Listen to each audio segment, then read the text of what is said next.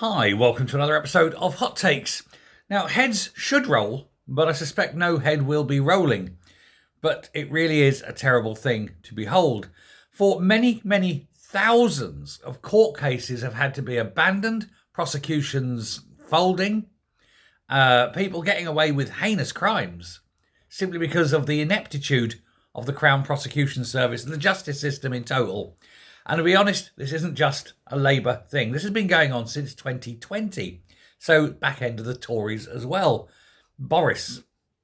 I'm not saying it's Boris's fault. I'm just saying he was the Prime Minister at the time. But it is definitely the fault of the Ministry of Justice and the officials therein. And there's a lot of fury over this because thousands of victims are now missing out on justice because the authorities have lost, misplaced, or even in some cases destroyed critical evidence in prosecutions. And without that evidence, the prosecutions are going to fail. There's at least 70 murder trials that are now gone. Manslaughter trials, gone. Can't be prosecuted. These people are literally getting away with murder. And more than 550 sexual offence investigations have collapsed due to ineptitude on a criminal scale. Over 30,000 prosecutions in England and Wales have collapsed between October 2020 and September 2024, thanks to CPS data that's revealed this. It's stunning, isn't it? How bad does it actually have to be? Alarmingly, of course, for all these victims, it means that the perpetrators of these crimes will never see justice. They will never see justice.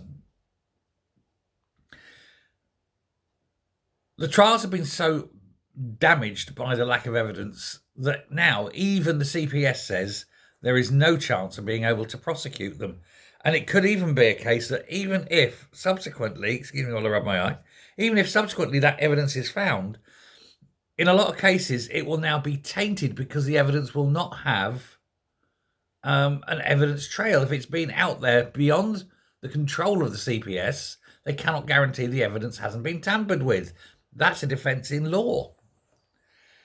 When the CPS, of course, can't, for some reason, whatever reason, proceed to trial, because the police don't have the evidence, they record it in data as what's known as an E72. This basically means it's put in archive. We'll maybe look at it again one day, but probably not. 7,500 prosecutions collapsed in 2020. And that is horrendous. Last year, 8,200. And this, of course, was not something they volunteered. This had to come a Freedom of Information Act. Now, there's literally no confidence in Britain's justice system as it is, constantly releasing all these dangerous criminals, underfunding the police. Oh, you can prosecute Facebook posts and Twitter posts and middle-aged men on YouTube, but God Almighty, don't actually record, don't prosecute murderers. I actually wonder how much of this is done on purpose.